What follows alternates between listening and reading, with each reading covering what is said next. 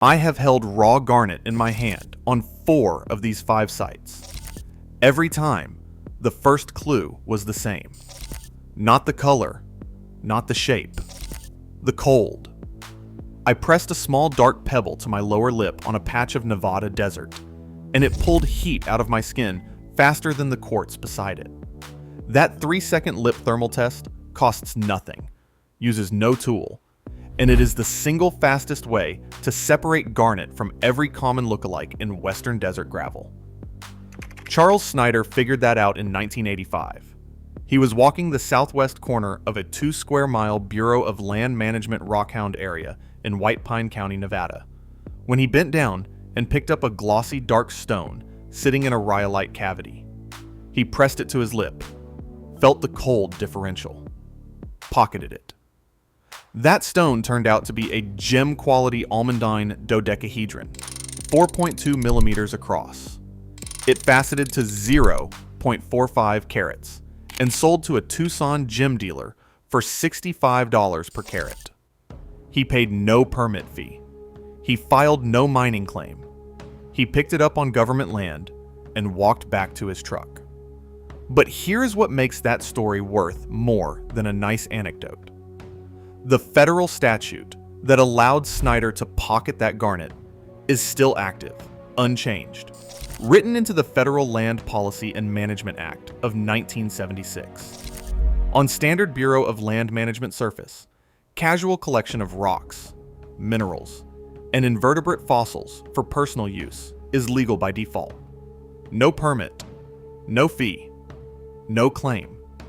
And 5 desert regions in this country are sitting on collectible garnets that most people drive past every summer on the way to national parks. I want to show you exactly where they are, exactly what geological formations put garnets at the surface, and the exact recovery techniques I use in the field. The provenance chain for American Bureau of Land Management collected rough is among the cleanest in the international gem market. Dealers in the Antwerp Diamond District have told me that directly. The legal framework is federal statute, not local tolerance. That matters when you are sourcing rough for cutting.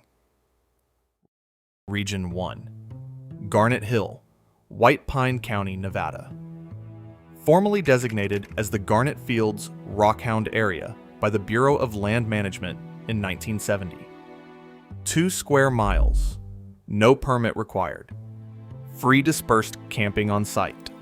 The target mineral is almandine garnet, and the geological address is specific.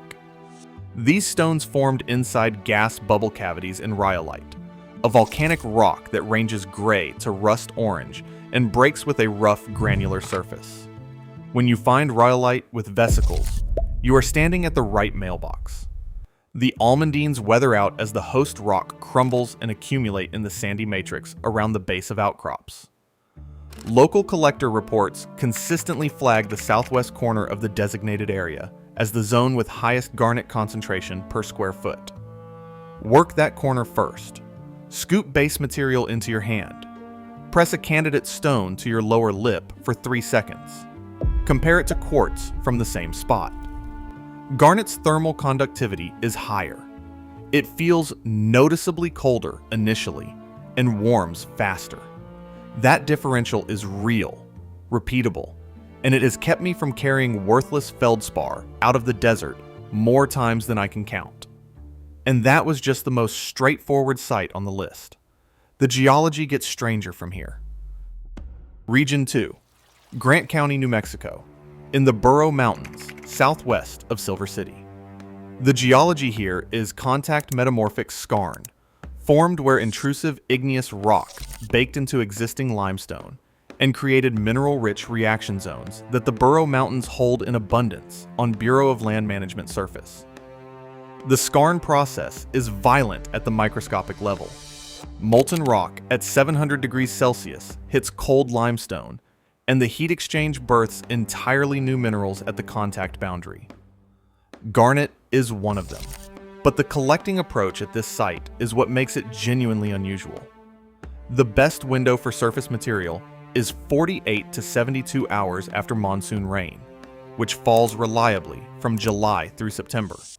The reason is mechanical. Flash floodwater moving at speed through arroyos concentrates heavy minerals at inside bends and at points where gradient flattens. The flood does 90% of the sorting work for you.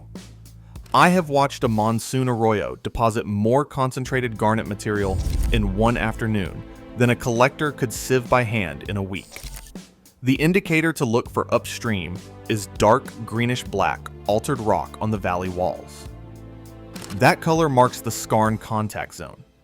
Follow the dark rock upstream, then work the arroyo deposits downstream of it in that 48 to 72 hour post-rain window before wind and foot traffic scatter the surface concentration.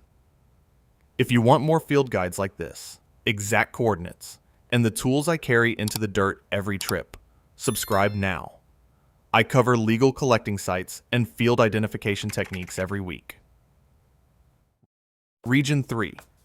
Utah's Wawa Mountains and Canyon Country, spanning from Beaver County into San Juan County. BLM rules here allow 25 pounds per day for personal use with no permit. The target stone is pyrope garnet. Pyrope from San Juan County goes by a local nickname in every regional guide, Arizona rubies. The name is geographically wrong, since these stones sit on Utah ground, but the deep red color with enough transparency to hold a facet is the reason that name stuck. The recovery technique that works best in this terrain is a 10-mesh classifying sieve run through sandy base material at the foot of weathered outcrops. A 10-mesh screen retains anything larger than 2 millimeters, which is the size range most likely to carry faceable yield. Fill a bucket with base material. Pass it through the sieve. Inspect retained material on a white foam board held at a 30 to 45 degree angle. Garnet's resinous luster, a slightly greasy oiled glass surface glow, separates it from quartz at that viewing angle. Quartz gives a sharper, flatter reflection. The foam board costs $2 at any craft store. Work in shade with your back to the sun so low angle light rakes across the material from one side. I have sorted through 40 pounds of Utah-based material on a single foam board and spotted 3 faceable pyropes that high noon sunlight had made completely invisible an hour earlier. The angle changes everything. Now here's where the map becomes more important than any other tool in the kit. And this next detail is the one that separates people who bring stones home from people who bring legal problems home. I tracked a collector who drove 2 hours from Barstow into the Rodman Mountains for a feature piece. He hiked 40 minutes to a specific calc-silicate outcrop on a GPS coordinate pulled from an online forum. He started working the wash. The grossular garnets were there, sitting in altered granitic matrix exactly as described. But what the forum post had not mentioned, and what no phone signal was available to verify at the site, was that the specific wash sat on a military withdrawal zone rather than Bureau of Land Management surface. The material was real. The access was illegal. He carried nothing out.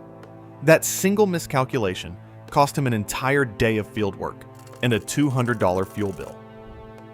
Gem professionals sourcing desert rough through Antwerp channels have flagged this exact problem with Mojave material for years.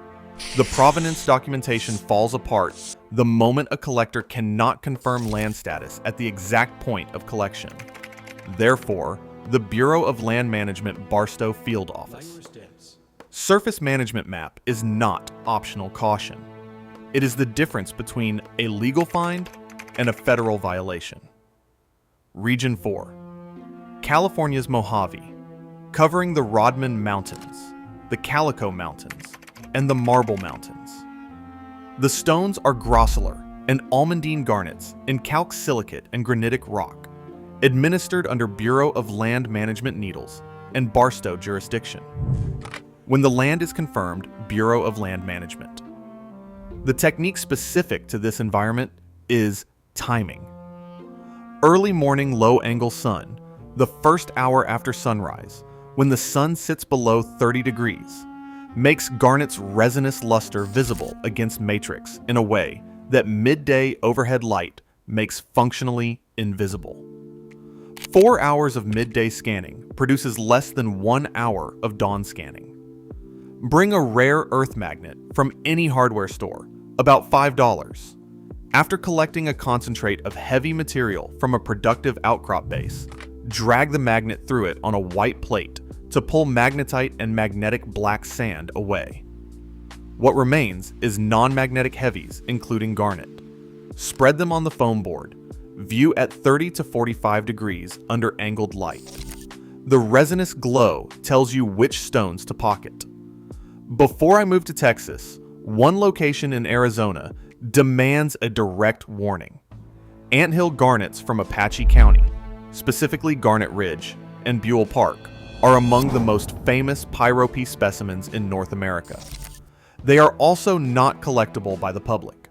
Those deposits occur on Navajo Nation land, which is sovereign territory, not Bureau of Land Management surface. Legal access to anthill garnets is through licensed tribal dealers and authorized fee dig operations only. Independent prospecting on Navajo Nation land is trespassing. The geological story is real. The access is not open. I have seen people confuse this in online forums repeatedly. Do not be one of them.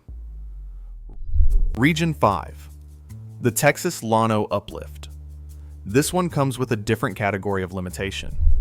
The best garnet ground in the Llano uplift is predominantly private ranch land. Public access is limited to specific town parks and road right-of-way stream crossings. Badu Park and Grenwelge Park in Llano County provide legal public river access to the Llano River. That matters because the pack-saddle schist exposed along the Llano River and its tributaries is between 1 and 1.3 billion years old. Precambrian basement rock. It contains almandine garnets that concentrate on gravel bars wherever the river has done its sorting work. Collect at inside bends, which trap heavy material on the inner curve and downstream of bedrock ledges where flow velocity drops and drops cargo with it.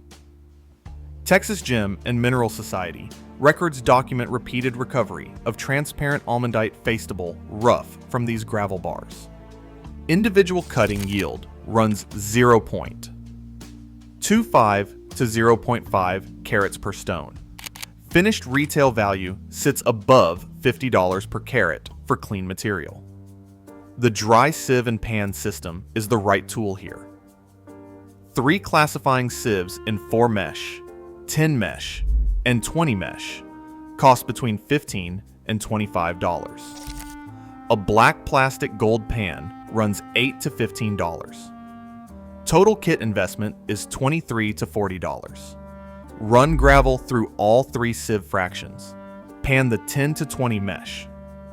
Concentrate with 2 gallons of water and watch specific gravity do the separation. Garnet at 3.5 to 4.3 drops into the pan riffles. Quartz at 2.65 washes over the rim. That separation reduces the volume you need to hand inspect by 90%.